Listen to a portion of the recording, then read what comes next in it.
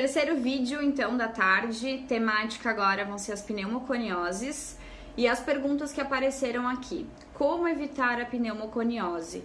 Então, a prevenção, pessoal, né, dessas doenças, então, que se tornam pneumoconioses em relação da exposição a doenças respiratórias no ambiente de trabalho, elas vão acontecer utilizando os EPIs adequados para aquela exposição, então, que o profissional ele vai estar tendo, tá? Então, assim, utilizar, se tiver contato com fumaça, com poeira, com pequenas partículas, o uso das máscaras, aí sempre procurando adequar, né, o uso da máscara com a realidade, então, do profissional, que aí também aderindo, né, aos tipos de filtros corretos, né, a questão da proteção, se precisa ser toda ela, facial, um pouco mais restrita. Então vai depender muito do ambiente onde o profissional vai estar inserido para definir quais vão ser os materiais de proteção e os equipamentos que ele vai precisar estar utilizando. Outros recursos que a gente tem também, a higienização, tanto dos braços, mãos, rosto, se o contato for muito grande, se essa poeira ela ficar direto em contato, então, com o profissional, antes de ir para casa procurar fazer essa lavagem, então, dessas áreas, para evitar também levar toda essa contaminação para a residência, tá, para o domicílio. Então, é importante também tirar essa quantidade maior que eu vou estar apresentando de contaminação no meu organismo, e daí quando eu chego em casa, não vou estar levando tudo isso junto.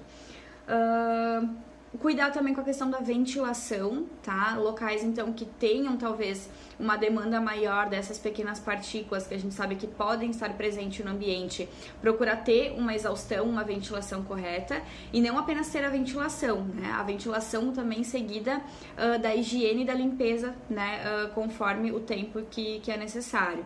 Porque se a gente tem também um método de ventilação como sendo um ventilador e não realizar a higienização dele, ou mesmo no ar-condicionado, ele pode estar distribuindo essas outras partículas e a sujidade ela vai ficando ali contaminando cada vez mais, então, o meu colaborador.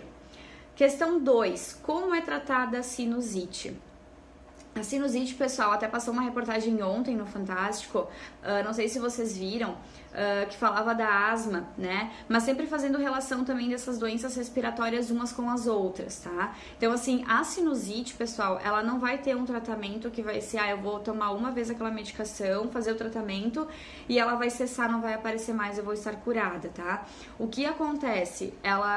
Acontece, digamos, a doença, aparece a doença, a sinusite, a gente faz o tratamento, então, seja com antibiótico ou com descongestionante nasal, né, ou algum outro tipo de medicação para alívio sintomático, tá? Então, assim, eu estou apresentando, né, aquele corrimento no nariz, a dor de cabeça, febre, aquela irritação. Então, eu vou estar usando os medicamentos para tentar reduzir um pouquinho desses sintomas que vão estar aparecendo, mas que elas podem estar surgindo, né, conforme o ambiente onde eu vou estar inserido, talvez se vai atacar de novo essa sinusite, eu posso estar apresentando os mesmos sintomas. Então, o tratamento ele vai servir realmente para tratar pontualmente aqueles sintomas que vão estar aparecendo. Questão 3. O que o espirro e a tosse têm a ver com as partículas? Pessoal, lembrando, né, o nosso organismo ele é inteligente, então ele já tem alguns mecanismos de defesa para evitar que tenha essa exposição tão ampla, né, e que qualquer organismo consiga entrar no nosso corpo. O que ele faz? No nosso nariz, a gente já tem essa proteção, né, dessas pequenas partículas, partícula que vai tentar entrar. Ela já tem uma proteção dentro, né, como se fosse com uns cílios, né, é como se fossem cílios mesmo, eles vão estar barrando a entrada. Então, quando essa partícula um pouco maior, ela vai entrar no nosso nariz no momento da inspiração, ela vai causar essa sensação, né, de que tem alguma coisa tentando entrar, invadir o organismo, e esses cílios eles vão jogar para fora. Nesse momento pode dar alguma coceira, alguma sensação de incômodo, e a gente causa então o espirro para tentar jogar para fora essa partícula, tá? E o momento da tosse, né?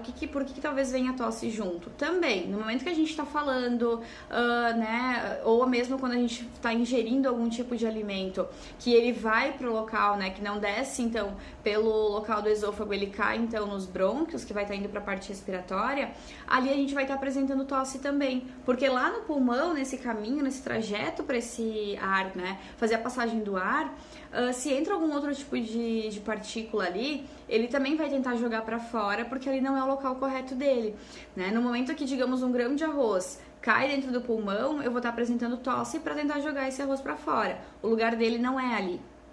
Se a gente consegue ingerir algum alimento que vai ficar dentro do pulmão, eu posso estar desenvolvendo algum tipo de reação inflamatória. Então ali eu posso apresentar outros sintomas e a tosse vai ser um deles, justamente para tentar expulsar de forma mais natural aquele conteúdo. Então é isso, a relação é que no momento que entra alguma partícula, algum micro-organismo, dependendo qual for o tamanho, se ele for muito pequenininho, ele vai conseguir passar, né, tanto na via aérea superior, ele passa pelo pulmão e vai ficar alojado ali, não vou conseguir expelir de modo natural. Já partículas maiores, o organismo entende que tem alguém tentando, né, invadir e ele vai então expelir, seja na forma de espirro ou na forma da tosse. Como as partículas respiradas podem interferir na saúde do pulmão? Essa aqui já foi. O que causa asma brônquica? A asma brônquica, pessoal, esse sim foi bem falado ontem, para quem ouviu o Drauzio Varela, tá? No jornal, no Fantástico. E o que ele trouxe, assim? Não se existe uma causa específica, é aquilo aí que vai estar determinando. Tanto pode ser via contexto familiar, tá? Então, assim, eu já tenho uma predisposição, porque toda a minha família teve algum tipo de doença respiratória. Mas aqui, se tratando de uma asma ocupacional, alguns gatilhos que podem estar desencadeando, eles vão estar presentes, então, no ambiente de trabalho, tá? Então, assim, é muito comum que pessoas que trabalham em usinas, né, expostas, então, tanto a tintura, agentes químicos, agrotóxicos, todas essas, talvez, num contato maior, elas vão ter maior probabilidade de estar desenvolvendo algum tipo, então, dessa asma ocupacional, tá? É isso que a gente vai estar relacionando. Outras perguntas aqui que vieram, então, também relacionada à pneumoconiose. O que vai amenizar a sinusite crônica? A sinusite crônica, mesma coisa, então, pessoal, da doença anterior que a gente conversou, tá? Da sinusite. Também, o que vai amenizar é o uso dos medicamentos naquele período que a pessoa vai estar, então, com um episódio agudo da doença, tá? Qual a principal causa do derrame pleural? O caso do derrame pleural, pessoal, ele vai ter uma relação direta com a exposição ao asbesto. Tá? Então, o derrame pleural ele pode acontecer em outras pessoas por diversos casos, tá? Por diversas complicações de outras doenças, mas principalmente nos casos de derrame pleural ocupacional, ele vai ter relação, então, direta com a exposição ao asbesto, tá? Então, assim, apareceu, a pessoa tinha contato com asbesto, sabe, então, que a relação desse contato é em função do ambiente de trabalho. Pessoas que já têm alguma outra cardiopatia, né, como DPOC, tem alguma insuficiência cardíaca, né, vascular, elas também podem estar apresentando algum tipo de derrame e muitas vezes ele pode ser agravado em virtude dessa pessoa já ter alguma outra complicação cardíaca, tá? Então, por isso que tem que se tomar cuidado e já entender um pouquinho desse contexto desse profissional no momento que ele entra na empresa, para identificar se ele já vai ter alguma predisposição também, um fator, né, para somar, então, já com esse material que ele vai estar em contato.